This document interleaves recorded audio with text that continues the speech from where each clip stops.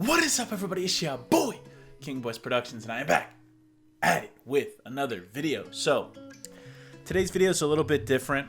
I'm not playing a game right now. I wanted to try something. I mean, it's a little bit new. It's not really. I've done like sitting down talking videos before on the channel, but you know, I had this idea to do this, and so obviously you can tell by the title. I mean, it's pretty self-explanatory. But as of now, I've played 8 of the Supermassive games. Now, I have them all listed. The only one I didn't play from them, at least they're like Butterfly Effect, like similar style type games. The only one I didn't play was the VR one because I don't have VR and I don't like VR. Like, I don't like VR games. They're just like, they don't make me feel good. I'll say that. Like, I tried VR for a little bit. My dad has an Oculus, and I played on that for a little bit. It's cool for a little bit, but do I want to sit here and play like a whole horror game on a VR? No, I'm not. So I'm probably never gonna play it. I think it's called like Switchback, so that's not included on this list just because I didn't play it. But this week, honestly, I finished Directive 8020 quite a long time ago. Like, it was probably over a month ago, maybe even a month and a half ago. But the last video just came out this week. Like, it came out Monday. It's Wednesday when I'm recording, whatever. But the last video just came out, so now every single one of these games is completed on the channel. Now, I've gone through and I've beaten every single one of them, and I've had such a good time playing. Like, as much as even if some of them aren't as good, they're still super fun to play, and I will always download them. I'm just gonna say, like, even if it doesn't look awesome, I'm probably still gonna play it just because Supermassive hasn't really let me down to a point where I'm like, this game is trash. Like, there's definitely been some that are better than others, and that's what we're gonna rank today. We got the tier list, the classic tier list that like everybody uses. I didn't pay for the premium version, so I'm so sorry, but there's like hella ads on the screen.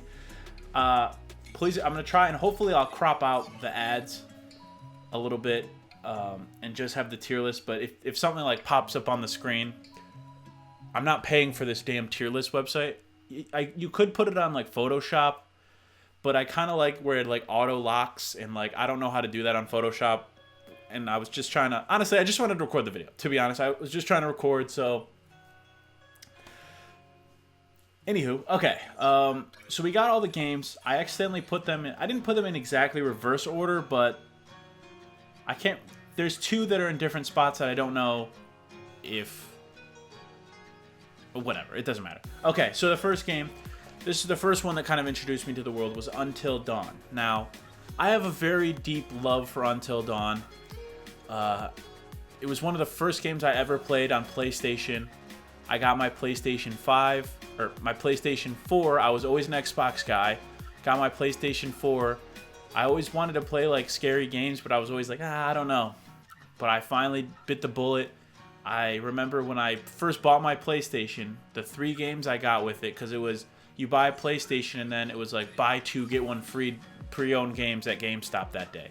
So I remember I got Uncharted 4, I got Until Dawn, and then I got Horizon Zero Dawn. And then, you know, it's just funny because Horizon Zero Dawn ended up going to the way back burner for a while. But we played Until Dawn. It was like one of the first big games we played on the channel, and that was PlayStation based. So it always has a special spot in my heart. So I think Until Dawn for sure has to go in S tier.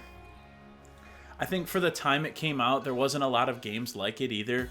Like the whole Butterfly Effect game mentality, there wasn't a ton of games doing that. There wasn't a ton of games where you make a choice and it affects the whole playthrough. Like, you can't do this part now, or like you can get 20, 30, 40, 50, I don't even know how many different endings you can get for the game. I feel like they're all kind of the same in Until Dawn. They're not like that different. Because it's like, you either survive or you don't, kind of. And you just kind of figure out which characters survive. So I don't know if there's really necessarily different endings, but you can decide if the characters live or not, which I always thought was so awesome. I know they just remade it recently, or remastered it. I didn't play the remaster. It didn't seem necessary because it's already like looks really good. Even though I think it came out in like 2015, but it was on the PS4. It still looks good. It still looked really good. I didn't feel a need to download and spend money on a remaster. And then they released a movie of Until Dawn, but I heard it was kind of ass, and I also heard it had nothing to do with the game. So I was just a little bit confused as to why they called it Until Dawn. I didn't watch it. When I saw the preview, I was like, maybe at some point I'll watch it. I don't know, but it didn't really look like it was this main story that we had played. So I was like, I don't really care. And then they're also coming out with an Until Dawn 2. Now, I'm very excited for that, but I don't know why they call it Until Dawn 2. My opinion on it was they're calling it that just so people buy it, right? Because they've made all these other games. Supermassive has. We got all the other ones on this list. The big one that's not connected with like the Dark Pictures being The Quarry, which do people really know that this was the same makers and all that stuff? So I think this is their way to. It's a similar type game, but they're calling it Until Dawn 2 because they're like, oh, we need to get the clicks, right? We need to get those people that loved Until Dawn to be like, oh, no way. They maybe don't keep up with a lot of gaming stuff. We'll be like, oh, what? No way. They're coming out with another one. I got to check that out, even if it's not really Until Dawn. But it sounds cool. The little previews that they showed, it looks really cool. You're on some island or whatever, and you're running from something. I mean, they got the guy who played Billy from Stranger Things, isn't it Dakin Montgomery, I think is his name, or Deacon? He's playing in it. He's one of the lead characters, so it's gonna be cool, man. I'm excited for it. I'm gonna be playing that shit day one whenever that drops, so stay tuned for that. All right. Next, we got The Dark Pictures Begins, right? They start this new series, this anthology series called The Dark Pictures, which is just a bunch of different stories all in this like scary kind of vibe. There's always some little twist ending. And yeah, I'd say Man of Medan, very fun game. So I'm going to put it in A. I'm going to put it in A because it was very fun. The twist was, I wouldn't say the twist was that crazy. I don't even really remember what the twist was. It was like the gas is making people crazy or something. I mean, this is spoiler video, by the way. This is just, I guess I should have said that from the beginning, but I don't really remember. Like, I guess maybe I should have done like a little bit of a refresh of the games before, but yeah, like I remember Man of Medan being really fun. And for the first of the anthology series, I was very intrigued and I was very hooked, and it scared me a lot. I think I posted a jump scare compilation on here, and I thought it was really good. So that game holds a special place. I really did enjoy that game, and I think it's, dare I say, I think it might be the best of the Dark Pictures. It being the first one's kind of like, oh no, but I do think it might be the best of the Dark Pictures games because it is a very fun game. The whole like ship aspect is super cool, and like yeah, the way that they like portrayed the dead and all this stuff was super cool. So I really like that. The next we got Little Hope. Now Little Hope, I think I would also put on. I might actually put Little Hope on B. I think I'm going to put it on B for a few reasons. One, I mean, there was definitely some scary parts of Little Hope, right? Like, there was the part where, like, something grabs you. Like, if you're reaching towards something and it's like, and it does this super, like, weird jump scare thing at you, which is very scary when it happens. And this is kind of what I'm rating the games on, right? I'm rating it on story. I'm rating it on like how much fun I had playing it. Rating it on like scariness, because it's like they're horror games, right? So I want them to be scary. So Little Hope, I think overall was pretty scary. I think the whole like witch trials thing was kind of interesting. That because the whole point of it was that you got stuck in this like witch town or whatever, and I think what really saved the game for me was the twist. I think the twist ending of none of these characters actually existed. It was just like the bus driver, or like I think that was what it was, like the bus driver was like the only one actually alive, and his family was the one that was like massacred in the house at one point or something like that. It's been a while. Again, it's been a while for a lot of these games. Like Little Hope, I think came out in like 2020 or maybe it was 2021. But it's been a while since I don't really fully remember. It's my fault for not doing a full refresh, but I do remember the game being fun. I remember having a lot of fun playing it, and it's one of those games where I could see myself going back to. And I was kind of thinking about this, which it might potentially happen on the channel. I don't know yet, but I was thinking I would love to get my roommates in here to play these games. Now, I haven't played these games in years, but I don't think I would play the games because I've already played them. But I think it would be super cool to get my roommates in here and like them control, like maybe the two of them switch. And you guys might have saw them. We played Split Fiction on the channel here. But maybe have them like switch off between the characters. Like I'm still going to be in the frame kind of like this, or maybe I might play as a character with them or something, but like the couch co-op kind of vibe, and like have us switch between characters. I think that might be fun. I don't know, we'll see. It might be something if like the games go on sale, maybe I'll do it, because they've already come out on the channel, but who knows, could be fun. We might try that. House of Ashes. Now I gotta put this one in. I gotta put it in C because I don't think it's D. There's something. It's good. I think the vampire kind of vibe was kind of cool, but the characters are not memorable. Like you're just stuck in this like cavern the whole time, and the cavern is just kind of lame. And I was playing it on my Xbox One at the time. This is before I like upgraded, and it was very like laggy, which might have been the fault of my system, not necessarily the game, but like it was hella laggy at parts, and it was kind of making me like kind of fall out of it. But it felt like, yeah, you could make mistakes in that one, but it didn't feel like there was any like dire consequences in that one. In that one, I don't know, it just felt like it wasn't as scary as like the other ones at all. And honestly, that one kind of felt like it dragged. Like I was like, it was 6 hours, like they're like 5 to 6 hours each of the games, but that one just, I don't know what it was. It just felt like it dragged. I still liked it. They had Ashley Tisdale in it, which was super cool. Obviously, OG Disney girl Ashley Tisdale was super cool. But besides that, I think the whole armies guys fighting against like the Middle Easterners or whatever it was, and then it's like then the Middle Eastern guy like joins the squad, and you're like, oh, this is interesting. It's just kind of a weird thing. It was like, and then you find out it's like you're fighting vampire bats, and you have to go super deep and destroy their nest or something like that. And it's like it's not very memorable, but that might be one of them we go back to as well, because I think they now have at least the first 4 games. I think they're all on like a bundle. So I might go and get the little bundle, and we'll see how much it is. If it's like, oh, it's $40, no. But if it's like on sale one of these times, maybe I'll buy it and then do some more videos, because that could be fun. The Devil in Me. In my opinion, The Devil in Me is definitely D.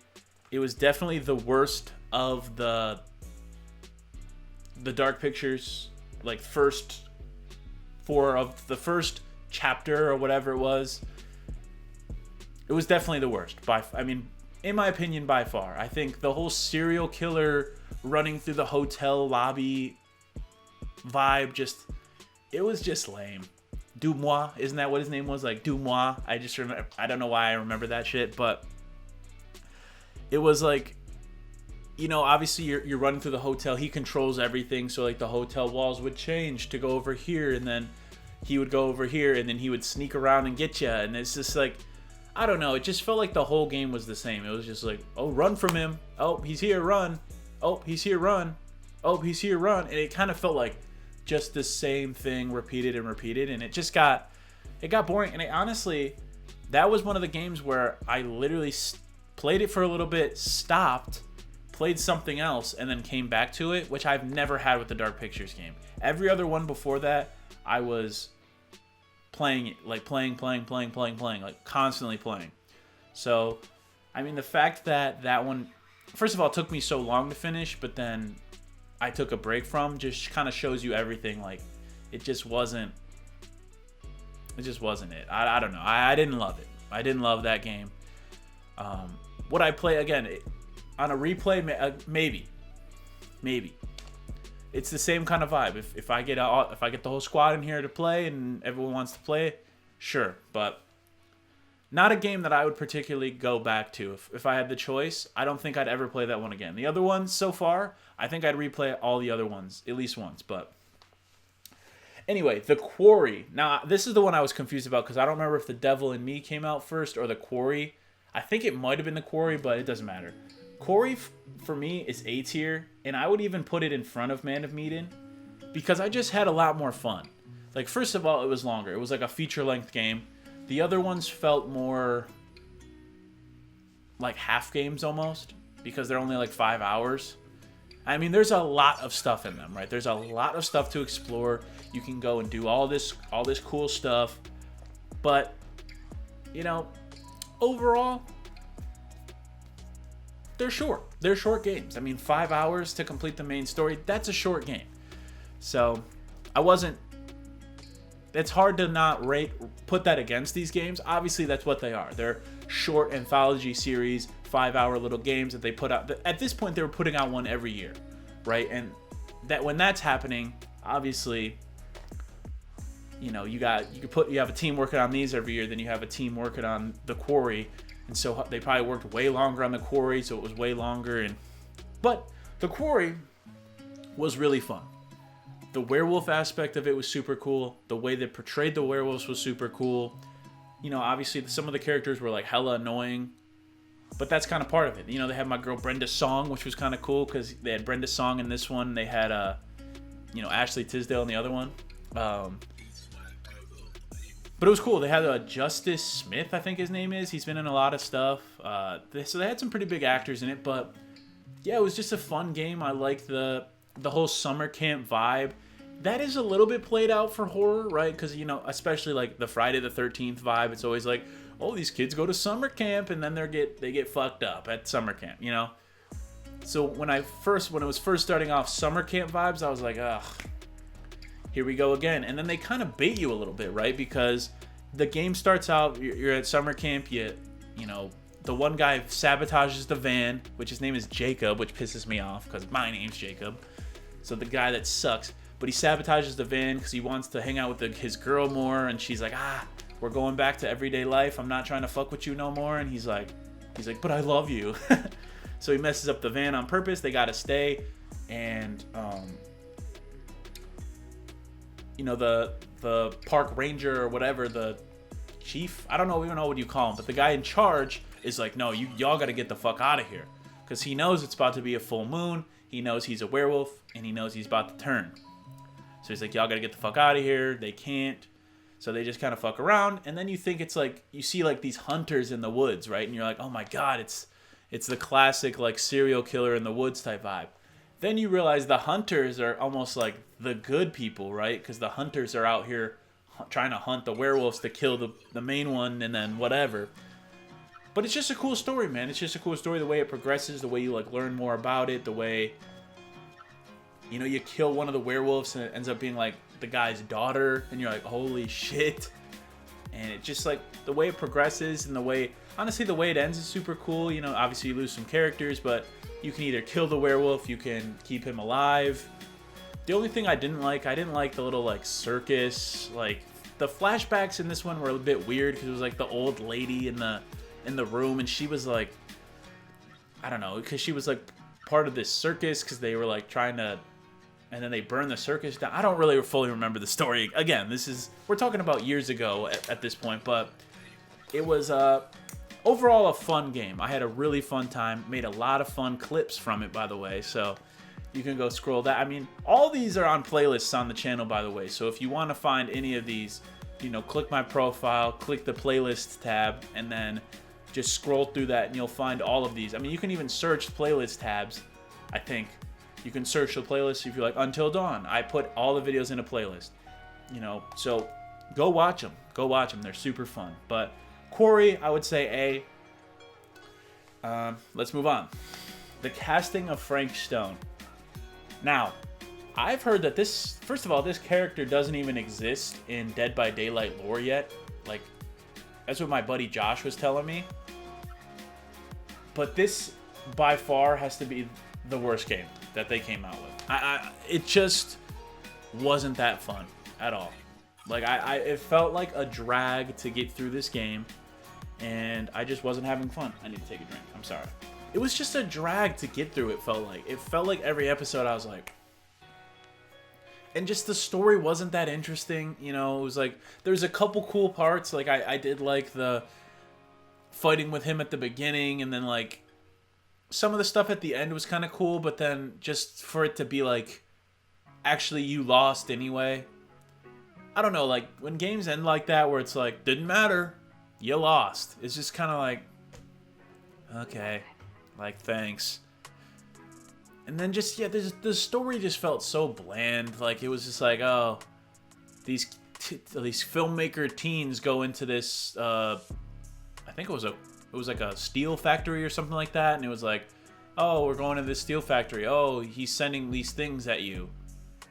Oh, but these things don't get, if you use film, they won't get they'll leave you alone or whatever the hell. And it was like, this is just silly, man. And then the one kid's dad is the sheriff, of course, and it's just like, I don't know, man. It was, overall, it's a game that I, again, would probably never touch again. I'm glad I want to play all the games, no matter what, but that one, to me, was the worst game that Supermassive has come out with. It just, and maybe it's because I don't understand the lore as much, because I'm not a Dead by Daylight fan. I played it one time on the channel 10 years ago with some buddies, and I haven't touched it since. So maybe that's why, but even with the lore, I just feel like I wasn't really gonna like it. I don't know. It didn't hit that thing with me, because like a lot of these games I always want to like play. Like I'm like itching to play again. After the episode ends, I'm like, man, I really want to record again. That one wasn't really hitting like that for me. It wasn't.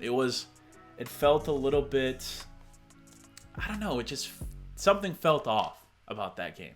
So, but they can't all be bangers. I'm sorry. Like, listen, I love Supermassive games, and I'll always be there, and I'll always support, but I'm just going to keep it real, you know? If you want to let me play test the next game, you know, let me play test, and I'll let you know what I'm thinking.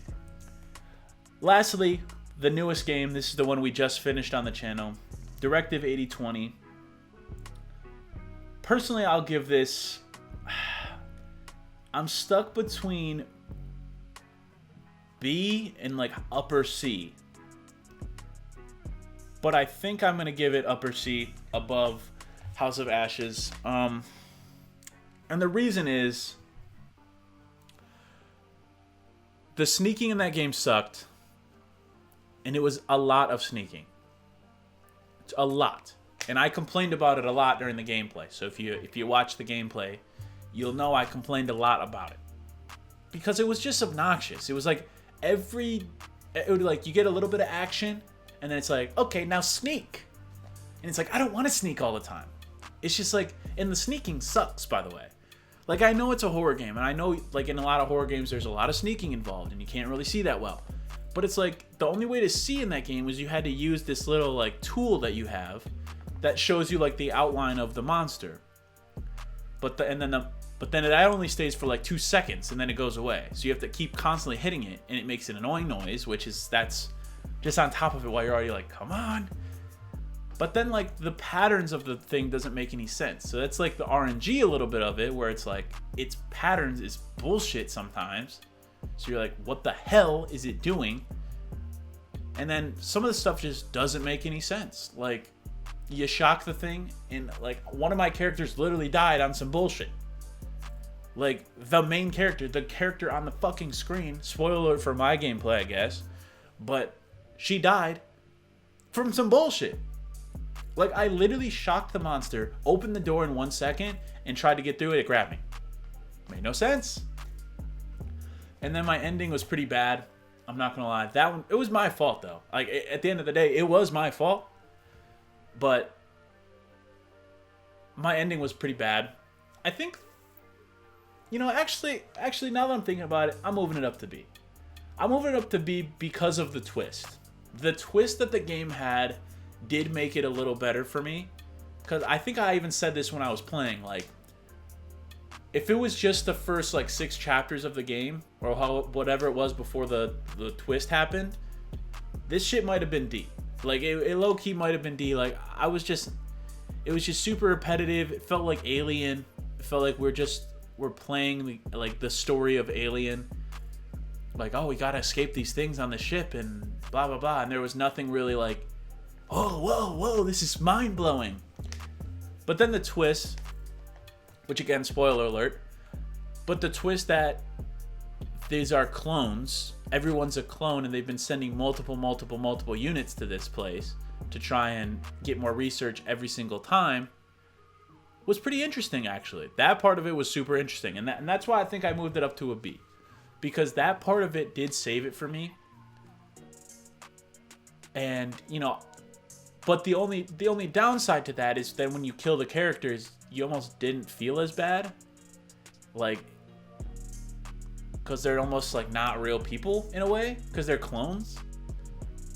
So they are real, but not. So, the real person's alive back on Earth or whatever. And so, it's like this weird thing in your head where you're like, I don't really care if they die then, because they're just going to be back here in 2 weeks when the next one lands, right? So, I don't know. It's still a fun game.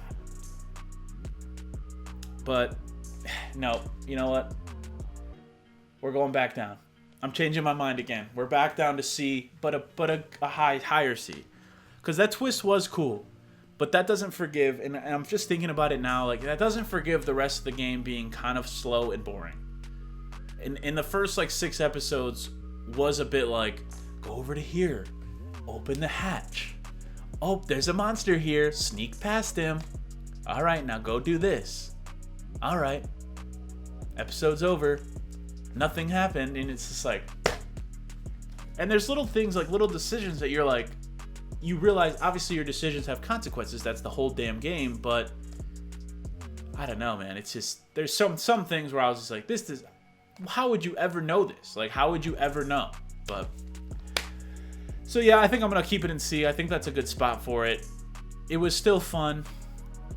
Again, it's probably not a game I would go back to. Maybe. Again, we're talking about if I was playing with somebody, then I'd play again. I would never play this game solo again. I'll just say that right now. Honestly, most of these games are kind of hard to go back to once you know what happens in the story. Because it's I know what happened. I don't necessarily need to play it. Or, you want to get the different ending, but then you could end up doing the exact same thing. So, I don't know. Overall, fun.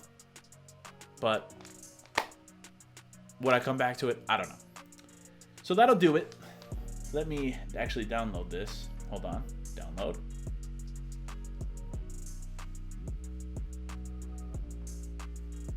All right, hopefully that's saved correctly. But yeah, so that's going to be the final list. So just to, recap, we have Until Dawn is S tier. Just the GOAT. The GOAT. The Quarry and Man of Medan were A. Little Hope B. C was Directive 8020 and House of Ashes. And then D was The Devil in Me and the casting of Frank Stone. That's my list, guys. You can take it or leave it. I know you can respectfully disagree with me. Obviously, everything's up for opinion. You're allowed to be you fucking idiot. Of course, this game's way better. Or you didn't think... You might be you didn't think about the deeper meaning of the blah, blah, blah. Sure, maybe I didn't. Maybe I didn't think about the deeper meaning of this game, and that's why it's so much better. Or maybe you might be that game was ass. How could you... There's no way you actually like that game. Sure, I don't care. But this is my opinion. Feel free to have your own. I'd love to hear your opinions in the comments down below. Let me know, if there's something that you would change. What is it? Give me your list. put your lists in the comments down below as well, and I'm very interested to see. Let me know too, are you excited for Until Dawn 2? Are you not excited? I'm excited. I think it looks cool. Obviously, it was like super cinematic, so it's hard to really tell right now. But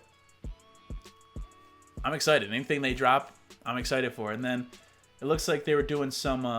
It looked like some Saw type vibe for the next Dark Pictures game. Which also with that, I'd assume it's next year, maybe. But who really knows? If they'd probably do Until Dawn 2 and then the year after. So maybe we might have to wait till 28 for the next Dark Pictures game. I don't know.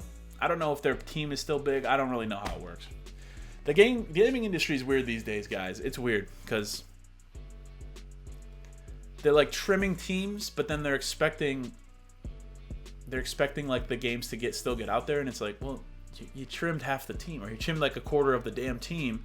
How would you expect them to make the games the same speed? It doesn't make any sense. But I don't know, man. I'm excited to see what Supermassive does. Like I said, I'll always be there because I'm a big fan of their stuff. Unless they drop like a couple stinkers in a row, then maybe I might be like, nah, I'm out. But I would say the last 3 games, Devil in Me, Frank Stone, and Directive 8020, they were all in like the bottom half, but still catch me playing Until Dawn 2, still catch me playing the next Dark Pictures game, so I guess it doesn't really matter. But anyway, if you guys did like, please leave a like, please subscribe. I might do more of these if people like them, like tier lists about certain different things. I don't know, or just like random chatting videos too. Like obviously I post on Mondays on this channel. I don't post that much anymore on YouTube. I just don't have a lot of time these days, unfortunately.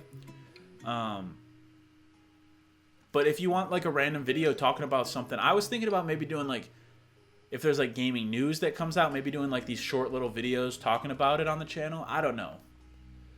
Would you guys want that? Would you not want it? I don't know. Let me know. But anyway, thank y'all. Love y'all. And until next time, it's your King Boys Productions. Squaw. Think about how you used to look at me, how you used to be what I need.